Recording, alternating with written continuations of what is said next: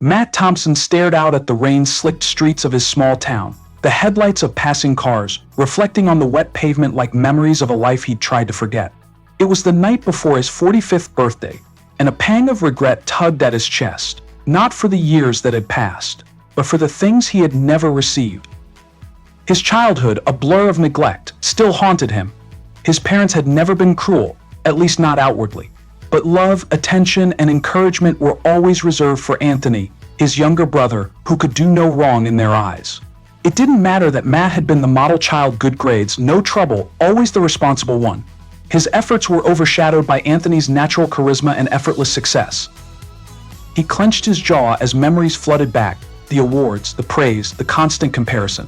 His parents had never even noticed when Matt won his first cooking contest at age 15. They were too busy gushing over Anthony's latest school achievement.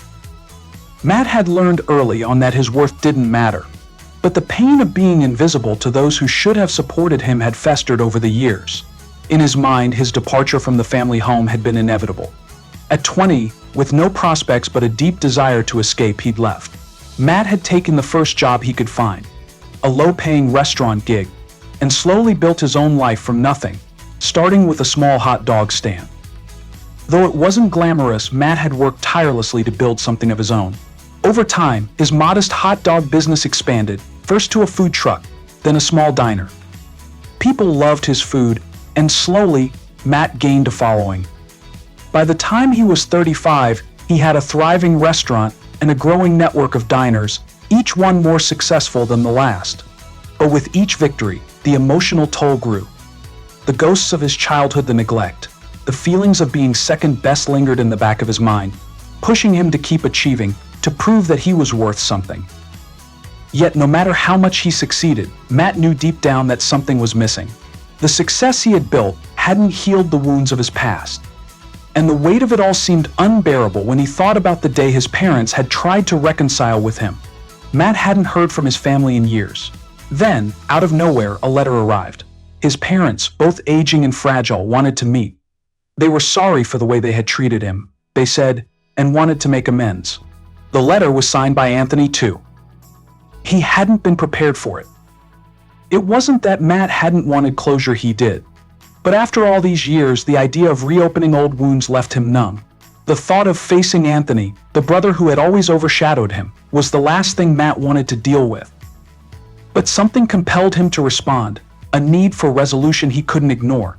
So, after much deliberation, Matt agreed to meet them, choosing a small, neutral cafe in town somewhere away from the memories of his childhood home. The meeting was awkward from the start. His parents, older now with the weight of years on their faces, seemed nervous, unsure how to begin. Anthony, ever the charmer, sat back with his usual air of confidence, a smile plastered on his face, though it didn't quite reach his eyes. It was clear that he wasn't as affected by the years of distance between them. Matt, his mother began, her voice tinged with uncertainty. We don't know how to say this, but we've been thinking a lot about the past. Matt studied her, the woman who had so easily dismissed his achievements in favor of Anthony's. What do you want, Mom? The words came out sharper than he intended, but the frustration he had held on to for so long burned through. His father, a quiet man who rarely spoke, finally cleared his throat. We're sorry for how we treated you, for neglecting you, for always putting Anthony first. His voice was soft, almost a whisper. We didn't realize the damage we caused. Matt's heart raced, but there was no immediate release. His life had been defined by years of silence from these people. They couldn't just undo it with words. Why now? He asked. You've had all this time. Anthony shifted uncomfortably, breaking the tension with a nervous laugh. Look, Matt, we didn't know how to handle things back then. We thought we were doing the right thing for you, giving you space to figure things out. But now, while things have changed, his smile faltered. You've done well for yourself. You've built something. Matt's jaw tightened. You never cared what I built. All that mattered was that Anthony was the golden boy. Anthony's face flushed with guilt, but he didn't speak. Instead, it was their mother who tried to bridge the gap, her eyes welling with tears. We know it's not enough, but we want to try, to make it right. The words echoed in Matt's mind long after the meeting ended. The ache in his chest hadn't gone away, but now it was filled with anger, with questions that he hadn't allowed himself to ask for years. Could he really forgive them? Did they deserve forgiveness after all this time?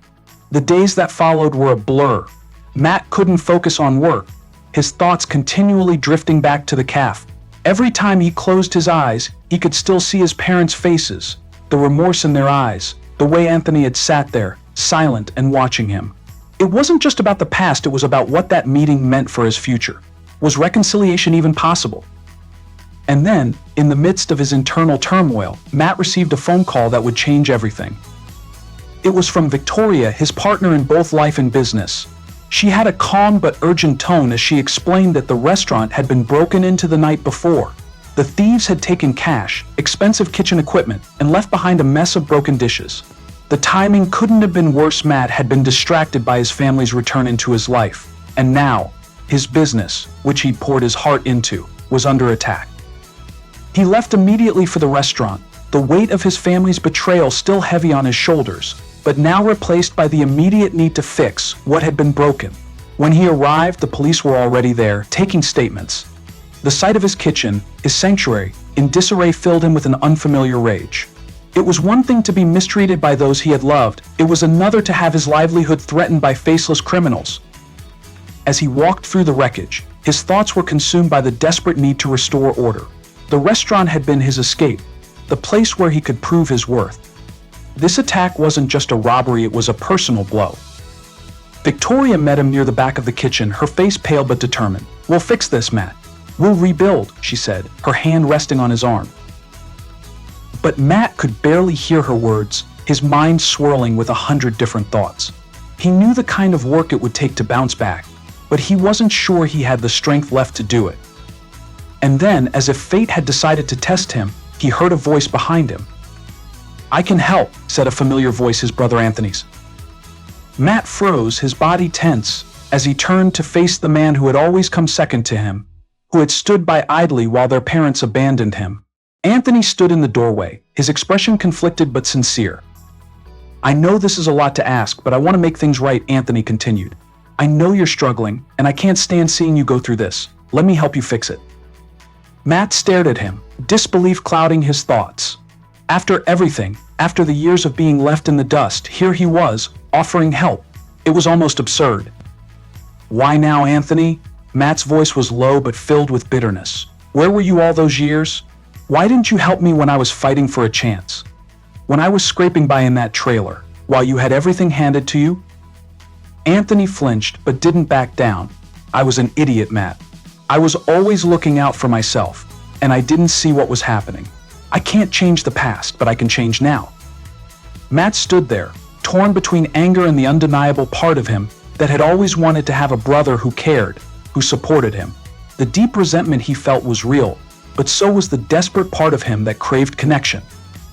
"I don't know if I can forgive you," Matt said quietly, his eyes fixed on his brother. "But I'll accept your help. Just know this no matter what. I'm doing this on my own.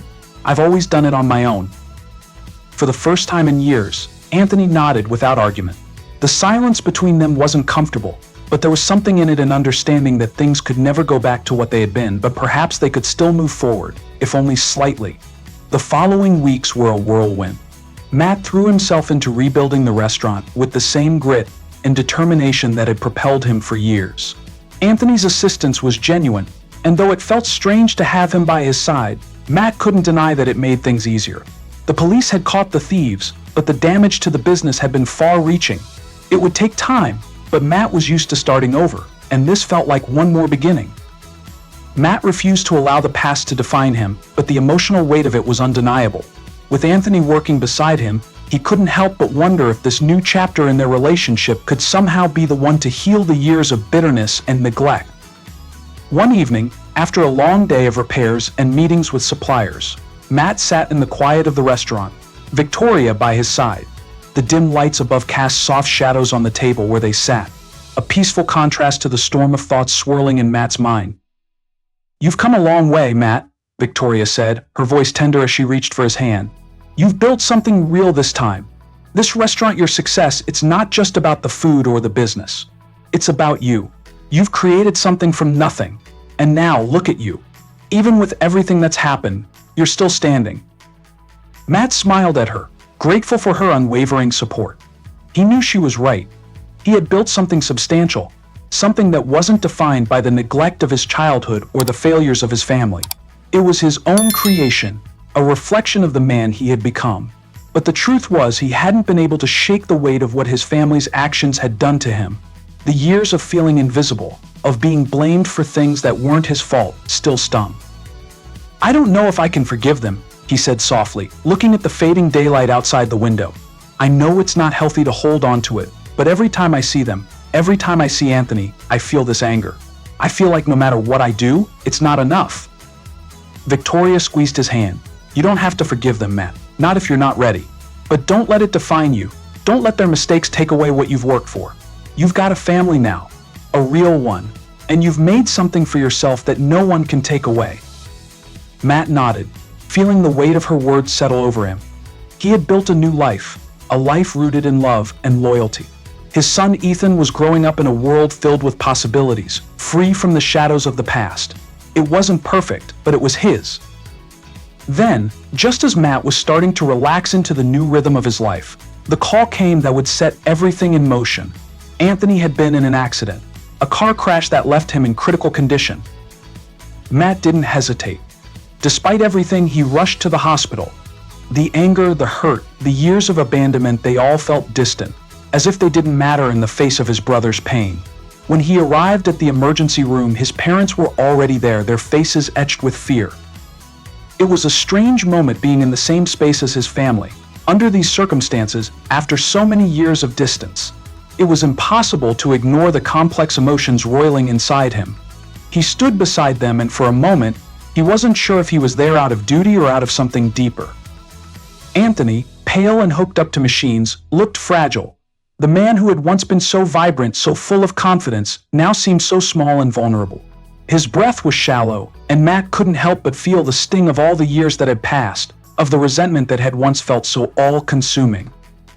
As Matt stood by his brother's bedside, his parents whispered in the corner, overwhelmed with worry and guilt.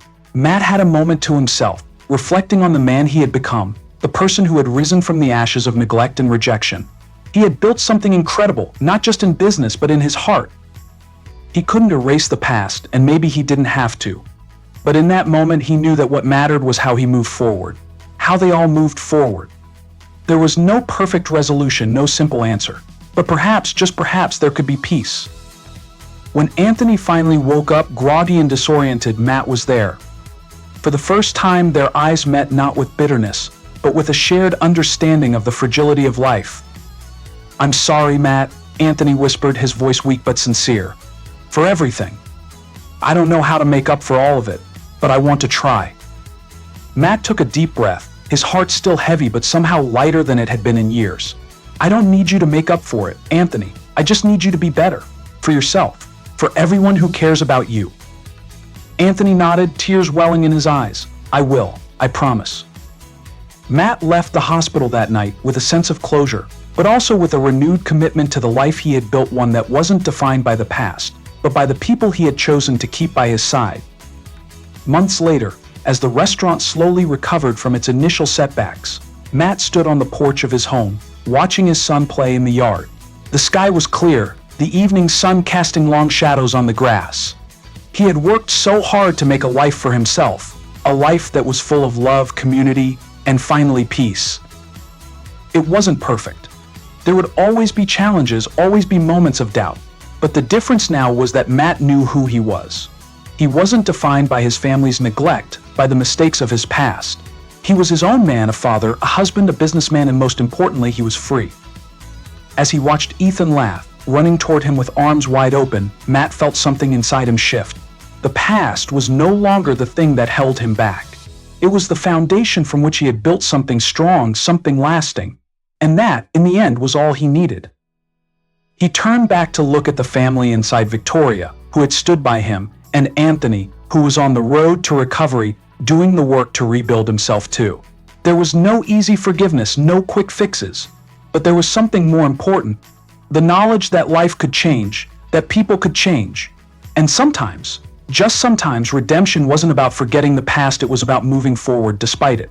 So if you love the story, be sure to subscribe, hit the bell, and comment below. Your interaction helps us grow.